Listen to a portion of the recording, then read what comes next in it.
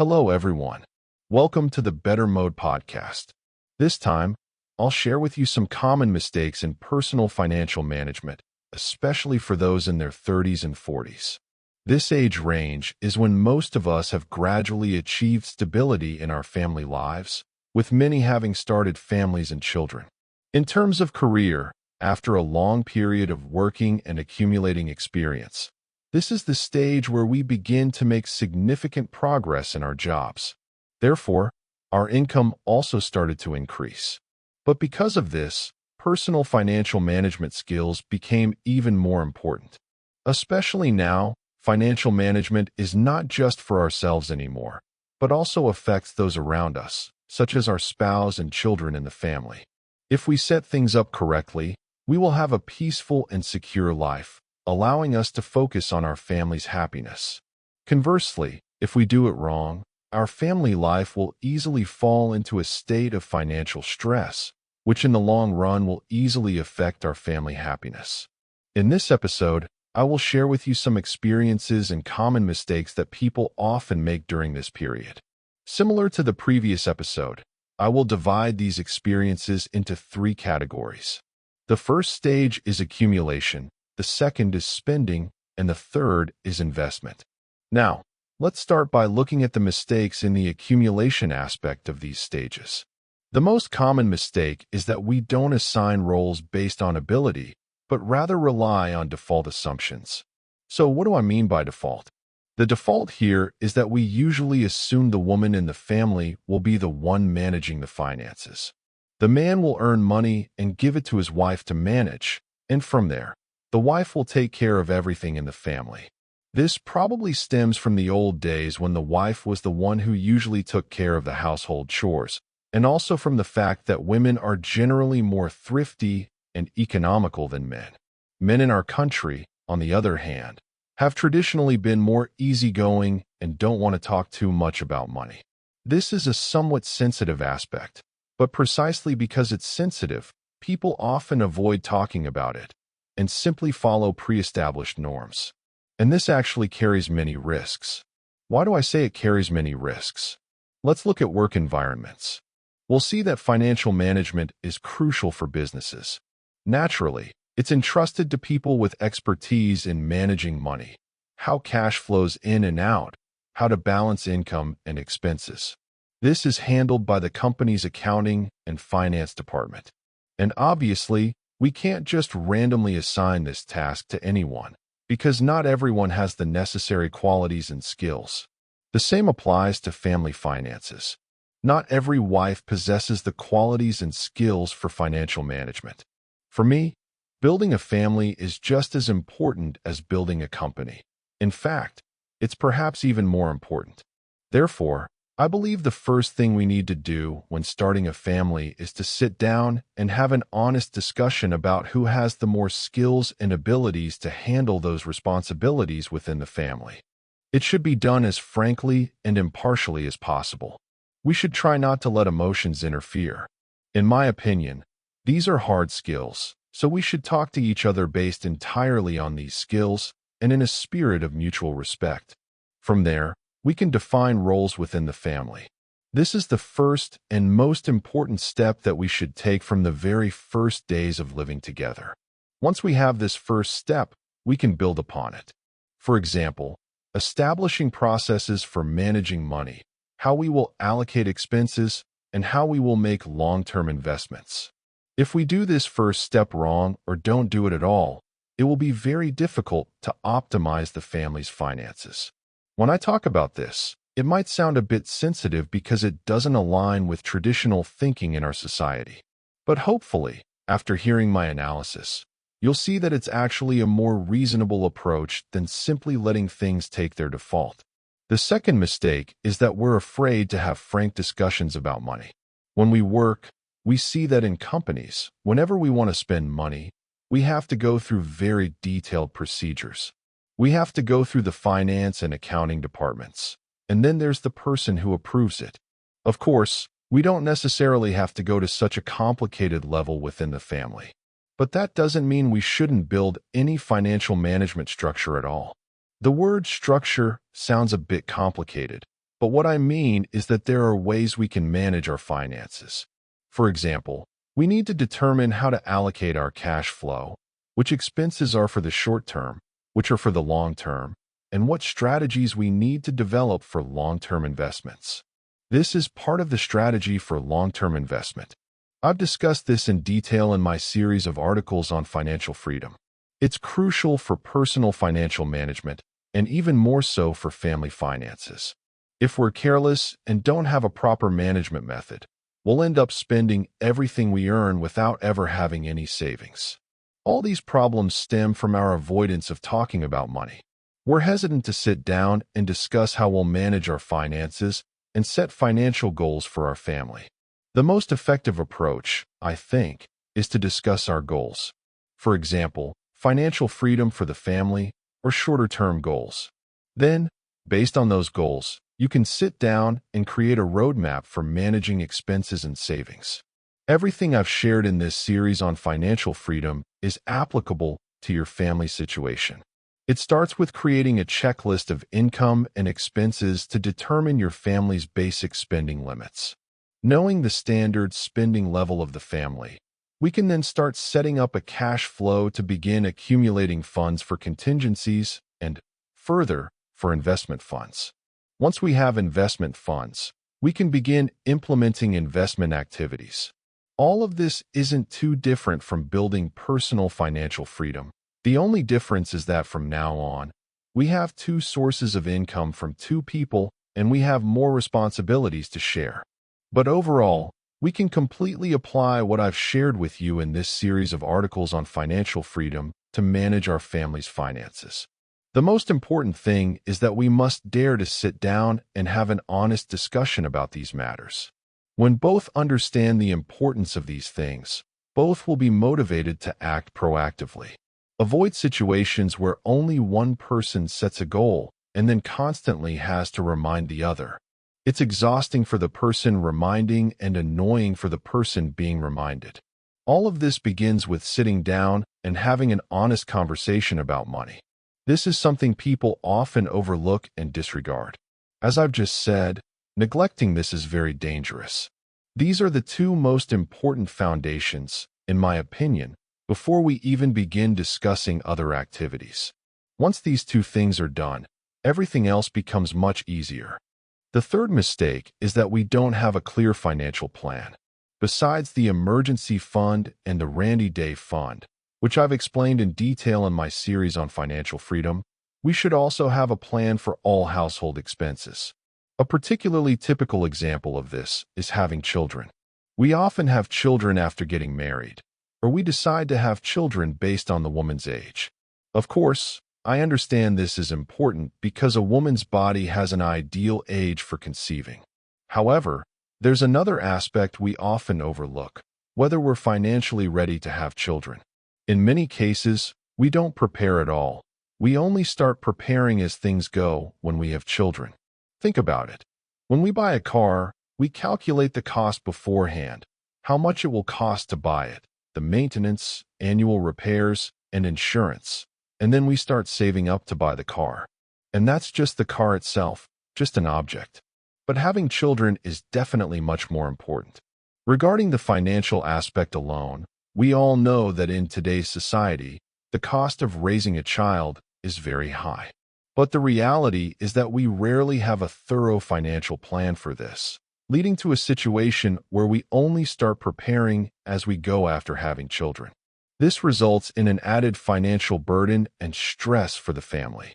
Instead, we should create a budget beforehand outlining what we need to spend on our children at each stage, and then prepare accordingly. It's not necessary to wait until we've saved enough money for 18 years before having children, but at least we should have a reserve fund sufficient for a few years.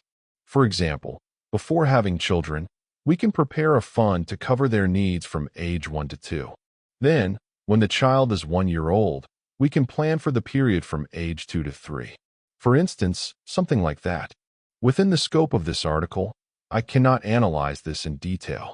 But the main point is that we should have more systematic and detailed financial preparations before starting this. Now, let's move on to the aspects of spending. The most common choice at this stage is whether to rent or buy a house. The vast majority of people tend to think that buying a house is better, because renting means that the monthly rent is essentially throwing money out the window, a wasteful expense. This isn't entirely wrong, but it's not entirely right either. It depends on each individual case. I'm preparing a separate book on this topic. In it, I will help you analyze all aspects of this in detail. But within the scope of today's episode, I'll just briefly share a few key points. First, we need to sit down and create a balance sheet to see how much profit we would make after a certain period of time if we used the capital to buy a house. Then, we compare that to investing that money and see if the return on investment is better or not. Let's take an example. Suppose you have $1 million and you buy a house. Every month you'll obviously save money on the house purchase, and after 5 years, if you buy a good house, its value will increase. Now, let's do another calculation. Instead of buying a house, if you invest that $1 million, how much return will that investment yield after the same period of 5 years? Then, compare that return to the return you earned from buying a house to see how much you've actually earned that it's more advantageous. Of course, here I'm only discussing the very basic points. We haven't even considered the fact that buying a house requires a bank loan and repayment. Then there's the aspect of renting and investing, which depends on the sector you're investing in. And depending on the sector, the return on investment will vary. Not to mention the various factors, and depending on the field, the profit margin will vary.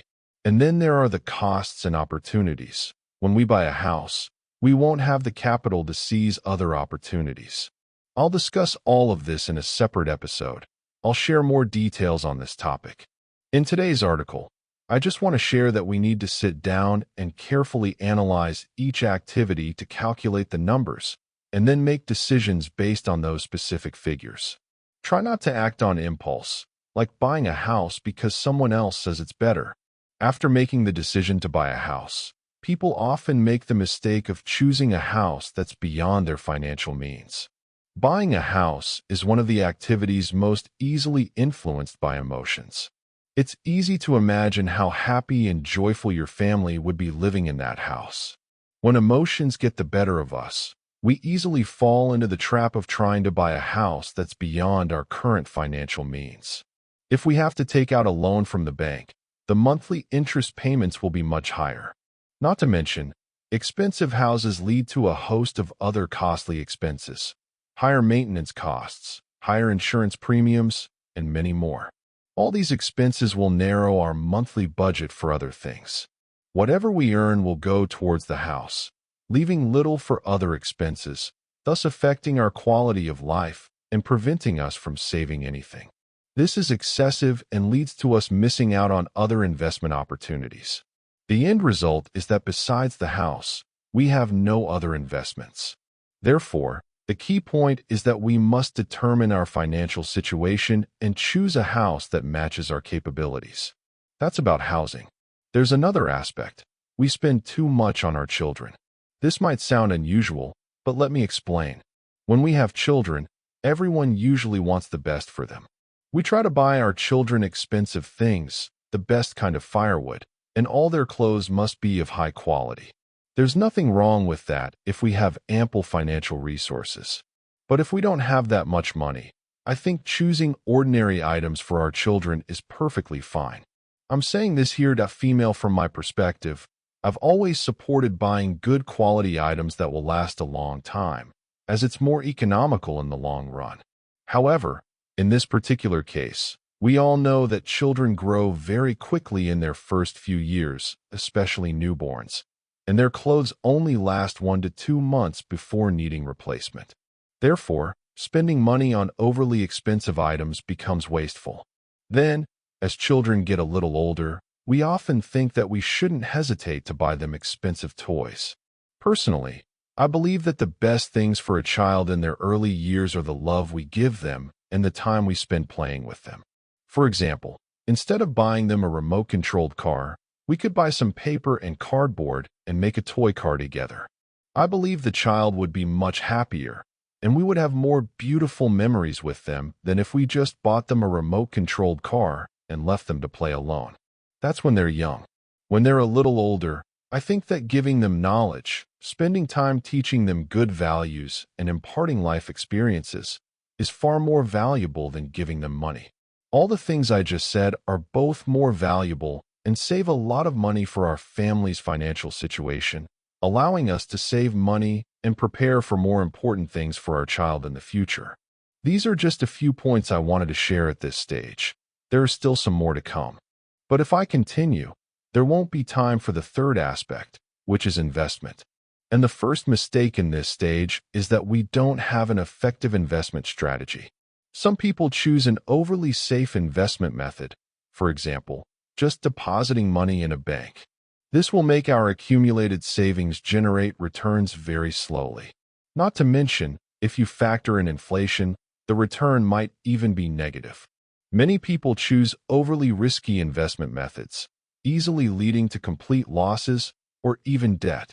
The most effective way is to divide your investment portfolio into different categories, some with high risk but high potential returns, some with medium risk, and some with lower but safer returns. Above all, with any investment, you must clearly understand what you are investing in and base your decisions on your own knowledge and judgment, not on what others say or following the crowd. That's a very risky way to invest. At this stage, we're not starting to save for retirement. For some people in their 30s and 40s, talking about retirement might seem too early, but if we wait until 40s or 50s to start thinking about retirement, it's already too late. Let's do a simple calculation. The current retirement age in India is 60 for men and 55 for women. The average life expectancy in India is around 73 to 75 years.